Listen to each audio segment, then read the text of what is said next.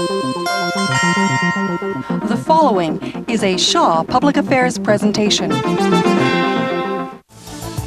Constituency Report is produced as a public service by members of the BC Legislature through the facilities of Shaw TV.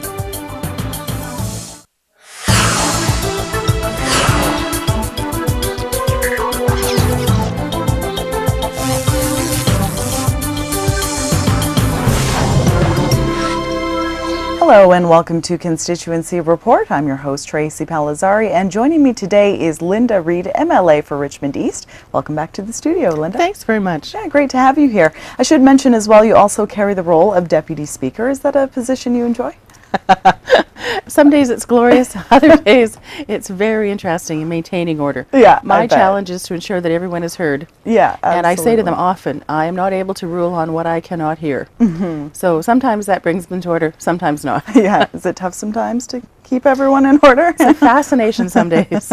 Lots of personalities, absolutely. Well, we have a new Premier, of course, Christy Clark, who's put forward a Families First agenda. What does that concept mean to you? Oh, it warms my heart. I spent 8 years at the Cabinet table talking about early child development, healthy pregnancy, how it is we can support young families. And I spent lots and lots of time saying if we wanted a stronger province, it will only be because we strengthen family, that we have stronger supports in place for families with babies of all ages and stages, and how we help those folks work their way through community. What countries need, what provinces need is population. Makes sense to support families because it's the right thing to do, but also it's about the quality of childhood. We want every single babe to have the best, the absolutely best possible childhood. Definitely. Is it an important focus in your riding in particular? Are there lots of young families? Lots of young families. And I say I get to do, you know, early childhood development personally and professionally. I have a 7-year-old son and an 11-year-old daughter. The process they're working their way through, whether it's through, you know, softball on the weekends. We just played 5 games on Mother's Day weekend. Oh my gosh, wow. Or working through, you know, dance class, all those things that enhance the kind of learning experience they're having. Because at the end of the day, you ultimately want your child to be the best possible parent. You want them to parent their children effectively. Absolutely. We recently saw a federal election, lots of changes, including now a Tory majority. What sorts of implications might that have for British Columbia? I think stable government is something that was required. Frankly, as taxpayers, we couldn't afford a federal election every year and a half, every 2 years. It made no sense. And the people who think about doing business with the country of Canada want to know that there's stability in place. So that piece will go forward. Vancouver International Airport is a really big focal point for Richmond as a whole. And there's been a lot of discussion about a proposed jet fuel pipeline. What sorts of things are you hearing from residents and stakeholders on this issue? I don't think there's tremendous support for that proposal in Richmond. And people will know that the airport is on the north arm rather, the Fraser River. The proposed landing point for the jet fuel coming in by tanker was the south arm. The south arm is the piece of the river that divides Richmond from Delta, from Tawasin. Last year saw the largest return of salmon ever, more than 100 years. So industrializing that arm of the river has not warmed anyone's heart. People are open to having some discussion about what happens on the north arm. It's pretty much the industrial part of the river today. It's currently where the pipeline brings aviation jet fuel in from the Burnaby refinery. There's been lots of discussion about whether or not the owner of that existing pipeline would extend that pipeline, expand that pipeline. He appears to be open to that notion. There's containers put on site, storage facilities that apparently have given them lots and lots of capacity in the out years. So we're not convinced, number one, that it's urgent, and we're not convinced that the proposal, the option they've landed on, is the best option. I cannot imagine why it makes sense to drag that fuel all the way across East Richmond to take it in to the North Arm. So the proposal, the AAO proposes, has been stood down for 120 days, which means something will reactivate come early September.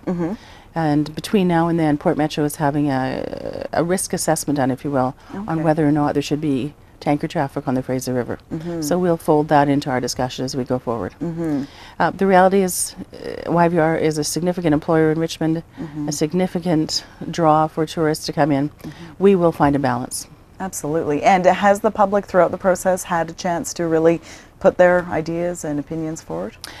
they certainly have had a number of opportunities to look at this one option. What they want and what they've said from the outset is they wanted the opportunity to evaluate all options. And there was well in excess of 10 options. And the one that was chosen, no one's clear why this one was chosen. So there's yet more discussion to be held. Let's switch gears a bit, talk a little bit about housing. I understand there have been some concerns about the rise in the cost of housing in Richmond. Well, all over the Lower Mainland, all over the Lower Mainland. Land is valuable, it is an asset, there's no question. How we create affordable housing opportunities for all families, hugely important. How we create supportive housing opportunities. We have individuals who receive supports and then have nowhere to live. So that what the previous investment, what brought them to that point, almost nullified if they don't have the next stage in transitional housing, supportive housing to move to. So there's lots of work to do. Absolutely. And as far as affordable housing goes, is Richmond in need of more options for low-income families? Oh yeah, no question. Yeah. As populations continue to rise, excuse me. No worries. I think just about every place in the province is in need of more options for housing. People are arriving in different areas seeking work, they're traveling. The situation is fairly fluid. There's always going to be opportunities to do more in housing. Is this something you've brought to the attention of the minister responsible? Oh, Minister Coleman and I talk regularly about housing, and he's been very good. He's come to Richmond a number of times, traveled, looked at sites, done some things, working closely with a number of different entities in terms of building supportive housing, transitional housing, affordable housing. We want opportunities for brand new families in Richmond to get into the marketplace. I remember last time we chatted on this program, we had a really interesting discussion about some micro-housing options. Is that something that's still being looked at? The city has taken the proposal. I'm not sure that they have moved beyond into the next stage, but they actually had a staff person, from what I understand, go visit the site. It would be a wonderful thing. We had, as you know, modular housing for the Olympics. We house the security staff in Richmond. Rows upon rows of modular housing. It worked like a charm. Yeah. Had we been able to retain that, we would have been well down the road in terms of finding, housing for individuals who need, temporary shelter. We would have been well down the road. That evaporated, that opportunity evaporated. I'm hoping they'll embrace the next opportunity. Yeah, those were really interesting units, really compact but comfortable and cozy even, which was well, and really it's a great to zoning see. question. If the cities could see themselves, see their way clear to allowing people to put those on their own properties, put those in their backyards, everyone could have, space for the disgruntled teenager, perhaps, the senior who might want to come live with them. Yeah, I mean, we could actually be more resourceful in terms of how we accommodate. Absolutely. No worries, got a little tickle in your throat. Chatting a bit about gaming grants, we recently saw a nice boost to those gaming grants. And this has been quite significant for these organizations who are really providing such a diversity of services that benefit families all over the place. It was wonderful. Lots of individuals in the past had probably 40, 50, 60% of their ask met. That increase has met some really good opportunities for them to create, summer festivals, to create meeting places over the summer, to continue some programming that they weren't sure they would have been able to do. The challenge, as you know, the challenge globally was an enormous recession. We are actually moving through that probably better than just about anywhere else in the world. And some of that's the credit to our banking system, that it was solid. It did not fracture during this process. Many countries of the world can't say that. How we edge our way back out of it, carefully, hopefully building a little bit more momentum now. Yeah. But we have done amazingly well. So for the agencies that just, knuckled down and got it done when the dollars weren't plentiful, my sincere thanks. Hugely important that they did that. Absolutely. And we will continue to work with them to see if we can provide more service as we go forward. What sorts of services are they offering to people of all ages in Richmond East? Richmond Centre on Disability. Richmond Society for Community Living, all kinds of entities that actually weave the fabric of community together. How it is people get to look out for each other through some kind of organized, systematic way. Those are the services that build community, no question. One of the great organizations in your community is the East Richmond Community Association, and a couple of photos to look at here. They held an Earth Day cleanup event, and your son is pictured with you in this first photo. This was the same day as Visaki, so we were at the temple in the morning. And then we were doing that Earth Day cleanup at King George Park, and then back to the parade route to meet up with the Premier later in the morning. But he was great. Absolutely. And another photo here, lots of people came out, looks like. So much of building community is creating ownership for it. You want people to take care of the things they value. Yeah. Absolutely no question. And to imprint that on, 6, 7, 8-year-olds, hugely important. Absolutely. You also attended the Taste of India event. This was put on by the Richmond Society for Community Living. How was this evening? It was a grand event. Yeah. The community really needed a catalyst, really needed an opportunity to come together. This event is, many years old now, probably at least 10 years old. And the notion that the South Asian community comes together and puts the dollars forward to support individuals who want to live independently in community is a huge. They've been the South Asian community is a gift to my riding. Absolutely spectacular folk, working hard. We have 2 temples in East Richmond, a Number 5 Road Temple and the Westminster Highway Temple, and both of them do amazing things to strengthen community. Yeah, it looks like it, absolutely. The Max Wright Centre also held its grand opening, and we have a couple of photos here to look at as well. Tell us a bit about this organization. This little baby is Harmony. This is Max Wright's great niece. Oh, wow. And Max Wright was a woman who's received service and then wanted very much to pay back, to give back. Spent her life devoted to how to support young mums and babes. When I was minister, I built the childcare centre at Max Wright, and this was the Phase 2 announcement. Minister Coleman and the Premier. Yeah. And it was Dave Hare, sorry, and it was all about the housing, 24 units of transitional housing that are directly behind the health clinic, the childcare centre. Oh, wow. The urgent housing pieces. A wonderful, wonderful place. Yeah, great to have all those services in one location. Hugely important. Yeah, absolutely. We're going to take a short break here on Constituency Report. We will be back with Richmond East MLA Linda Reid right after this.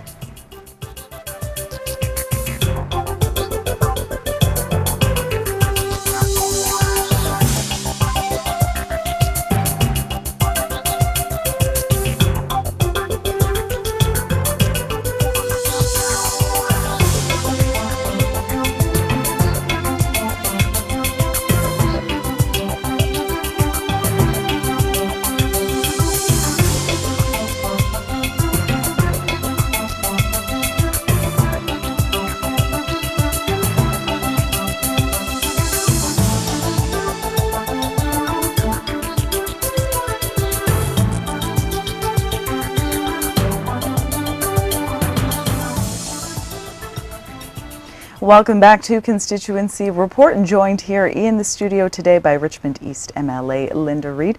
Continuing our discussion, we're chatting about the numerous fantastic organizations and events in your community, and you recently attended the 4th annual PALS School for Autism event.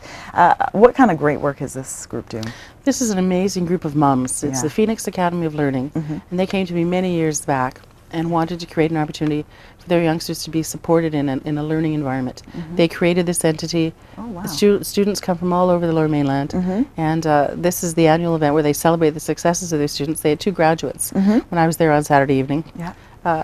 Just wonderful, wonderful young people who have some enormous skill set, frankly some enormous gifts to offer their communities. Their parents, their moms were incredibly proud. It was pretty grand. Yeah, I bet. And they're just receiving wonderful day-to-day work, these children?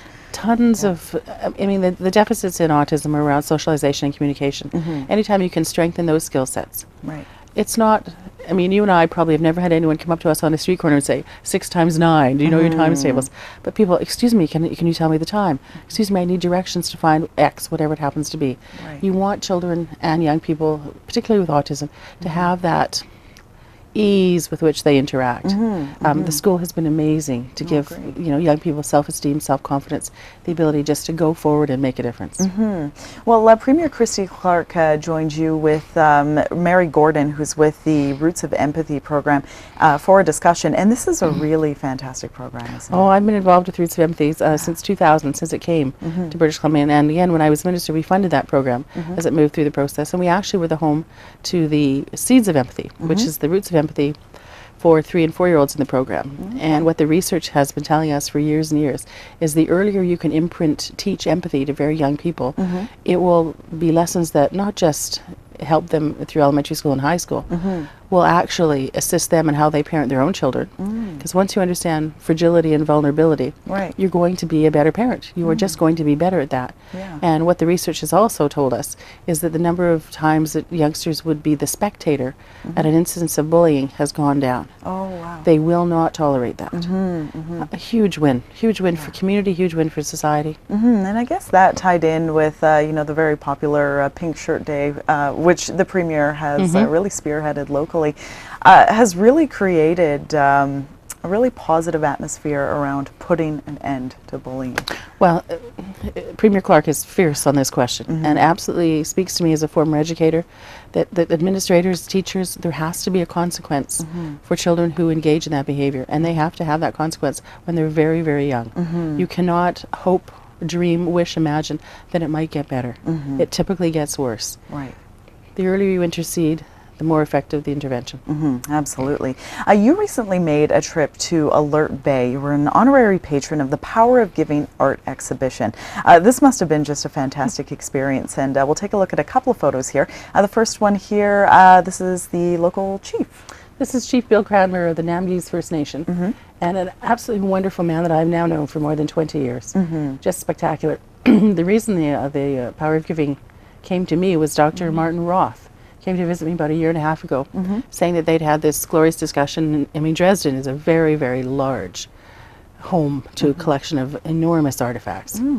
The Umista Cultural Center in Alert Bay is very small. Right. And his notion was that if large museums were to do art exchanges with very small museums, it would just, you know, move the appreciation of art across the globe in stronger ways than it has been done in the past. Right. So the woman who was all part of this process in Alert Bay was just spectacular, and they actually dedicated the performance and the art exhibit and exchange to her.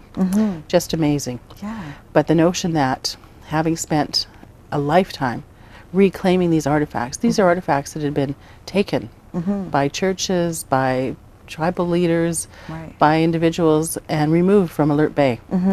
The reclamation has been years long. Oh, wow. Artifacts coming home from the United Kingdom, coming home from the Smithsonian, people who had acquired these items that frankly were owned, clearly owned, by the Namgis First Nation Alert Bay.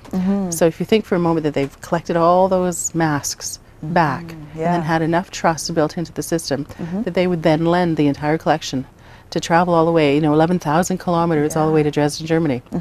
The exhibition opened May the 6th in Dresden and will go through to August 28th. Oh, wow. So visit Dresden, Germany, visit Alert Bay, British Columbia, visit Cormorant Island, and see the amazing 17th century Baroque artifacts that have come from Germany to Alert Bay, British Columbia. Oh, wow, it's that phenomenal. sounds fascinating. Just absolutely beautiful phenomenal. works, I would imagine.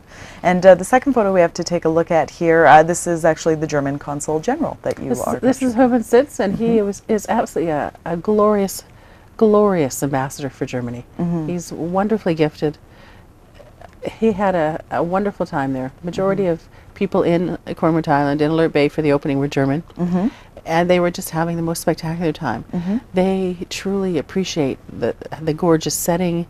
I mean, it's oceanfront. It's just the most beautiful place. Cormorant Island is small, kind of, you know, 1 mile by 3 miles. It's small. That is small. So everyone knows everyone. I would imagine. But it was a wonderful few days. Yeah, absolutely. Well, closer to home, the Community Arts Council of Richmond hosted the Lure of Richmond art show.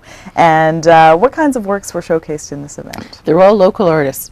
Kevin the Potter made me the new drinking glasses for my constituency office. Very nice. I buy all kinds of beautiful wedding gifts there. Everything that's done locally. Artists, painters, sculptors, potters, they all come together and showcase their work. It was difficult to find in the past, so now they have a much enlarged studio. They went from a space, very small space, to probably 2,000 or 3,000 square feet, and it's invite people to come. Corner of Garden City and Bloodell, come. Invest, support a local artist. Yeah, that's the thing, because it's one thing just to purchase them to have these beautiful things and make use of them, but to support those local artists as well that are they just make communities more vibrant. Well, people talk about supporting the arts. Artists need to live. You need to buy their product. Yeah, absolutely. You've got a few upcoming events to highlight. The first on May 28th. This is organized by Richmond Addiction Services and supports ALS as well. The walks are very, Yeah. very good. We do some wonderful things. Yeah, yeah. And a fun one for the Richmond Hospital Foundation. This is coming up May 29th, and I hear go-karts are involved. They are the Richmond go-kart track on Cityway Road. Come on down. Yeah.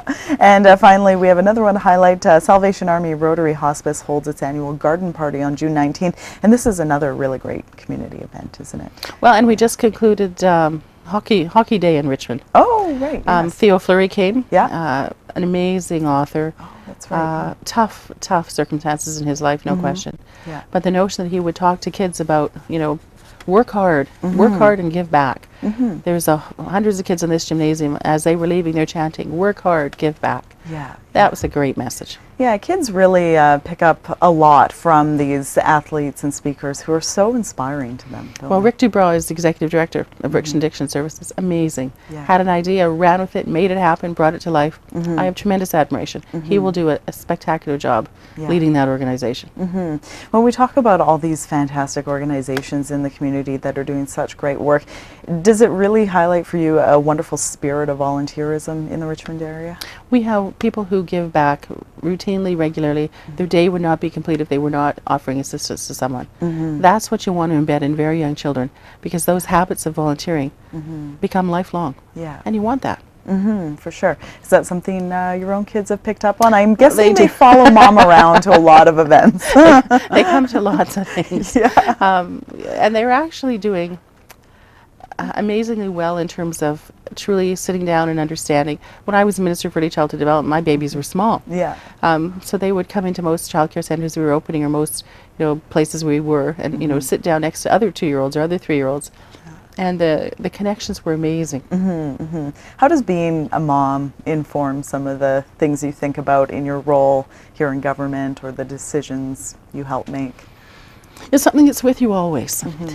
And what I want for my children, frankly, is what I want for every single child in the province. I want them to have choices, opportunities, to be articulate, to see both sides of a question, to be informed decision makers. Yeah. That is what we should wish for society at large. We should wish that people have options and choices. And Premier Christy Clark, I'm looking forward so much to working with her. It is time we go forward and take the family agenda. Yeah, I guess your kids are actually pretty close in age, too. They are, actually. We know that summer is coming up. Well, hopefully, we hope it is. The weather hasn't been cooperating quite as yet. But Richmond is just a wonderful place in the summertime. Lots of agricultural opportunities for people to check out, lots of farms. Number 5 Road, all the vegetable stands, number 5 Road, Cityway, number 6 Road.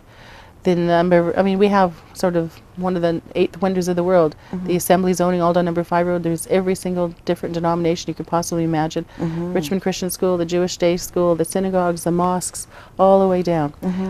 We just had Open Doors Richmond, where people go in and see everything that they've always wondered about. Really? Lots of traffic, lots of people interested. Buddhist temples, we have some beautiful things. Gorgeous parks, King George Park. Richmond's an island. So you've got the South Arm and the North Arm of the Fraser River.